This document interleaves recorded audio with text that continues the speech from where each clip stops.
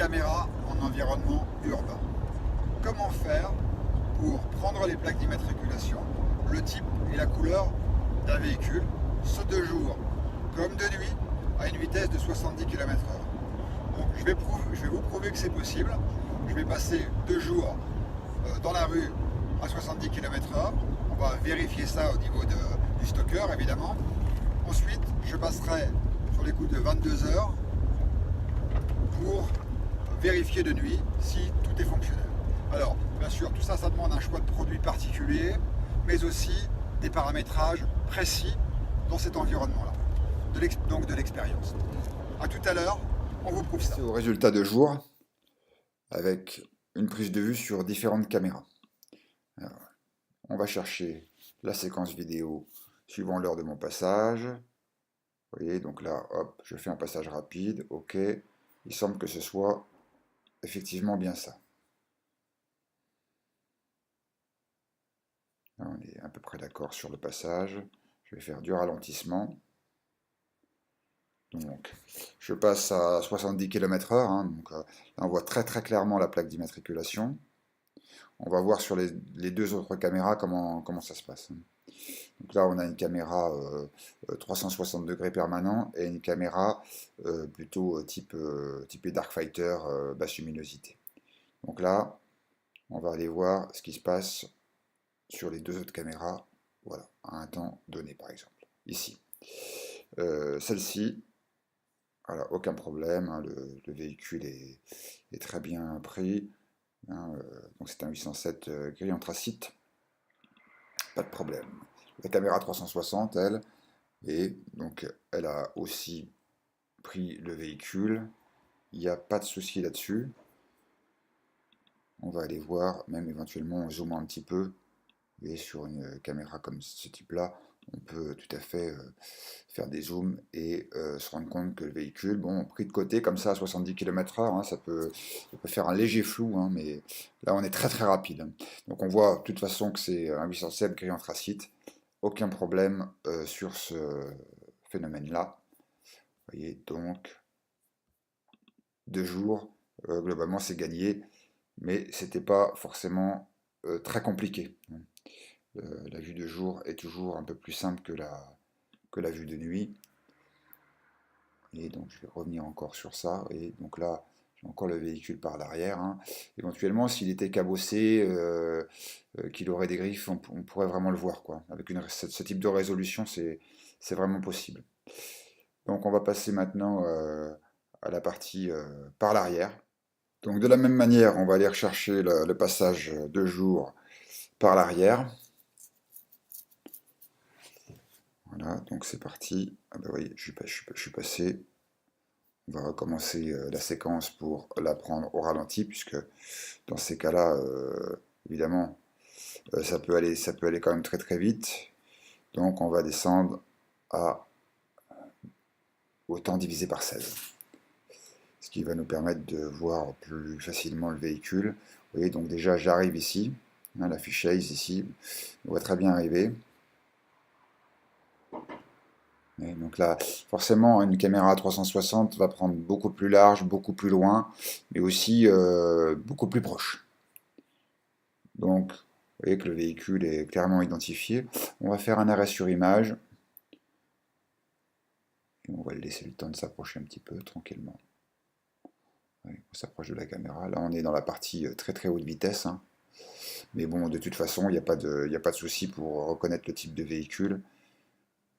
Et je vais faire une capture simplement d'écran pour pouvoir en fait jouer dans l'image comme on veut. Alors avec l'affichage, on peut aussi se promener dans l'image pendant la lecture.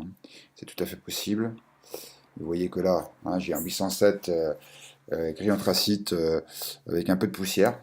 Pas de problème. On peut, je pense, rejouer même un petit peu. Ça doit être possible. Et alors que je suis à 70 km/h, ce qui est déjà pas mal pour une prise de côté. On va regarder sur les autres caméras. Ici, notre partie dark, il n'y a pas de souci non plus. On peut tout à fait ouvrir un zoom numérique et puis aller voir de près. Bon, voilà, pour identifier le véhicule, on aurait pu revenir un petit peu en marche arrière et le voir ici de très près. Voilà. En ce qui concerne la partie LPR, bon, je pense qu'on n'aura pas de souci non plus pour prendre la partie plaque par l'arrière. Le véhicule va arriver sur cette caméra, quand même un peu dédié pour ça, hein. Voilà, donc là, vous voyez le type de véhicule, aussi de jour, et voilà, aucun problème pour voir la plaque. Voilà.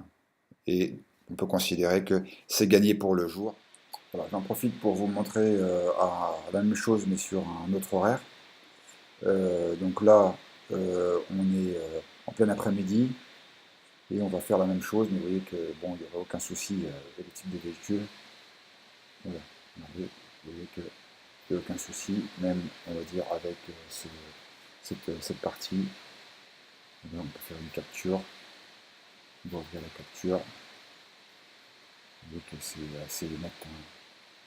Mais bon, là, je dirais que c'est normal, dans la mesure où on a vraiment une luminosité qui est très très bonne. On va donc passer au résultat de nuit, avec une lecture très lente, afin de vérifier si on retrouve nos éléments de plaque d'immatriculation et identification des véhicules. Donc, notre véhicule, vous voyez, va arriver par le haut là-haut. Notre première caméra testée va nous permettre de voir la plaque d'immatriculation et de l'identifier. Notre objectif sur cette configuration, c'est d'avoir les plaques d'immatriculation et d'avoir l'identification du véhicule, type et couleur. Vous voyez que pour déjà la plaque d'immatriculation, ça c'est gagné de nuit, aucun problème pour ça.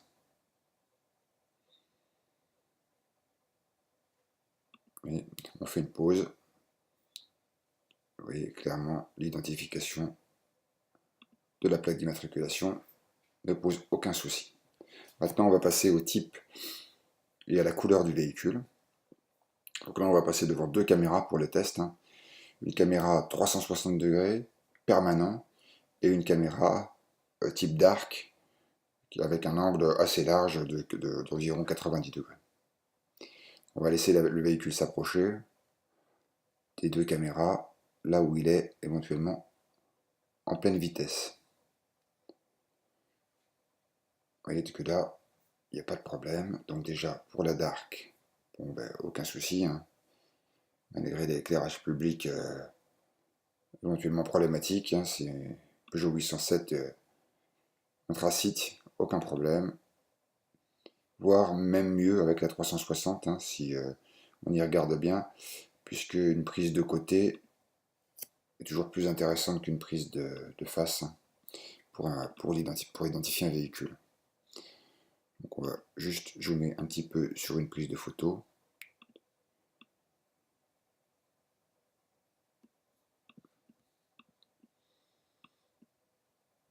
Donc vous voyez qu'on voit très très bien la couleur du véhicule. Donc ça pose pas de souci. Voilà. Donc avec le séquençage des images, on aura une vue de face, une vue de côté, une vue par l'arrière, avec la couleur du véhicule. Ça pose aucun problème pour le reconnaître, hein. Et même en live, là, en direct comme ça, c'est très facile. On peut tout à fait voir que c'est un Peugeot 807 et sa couleur.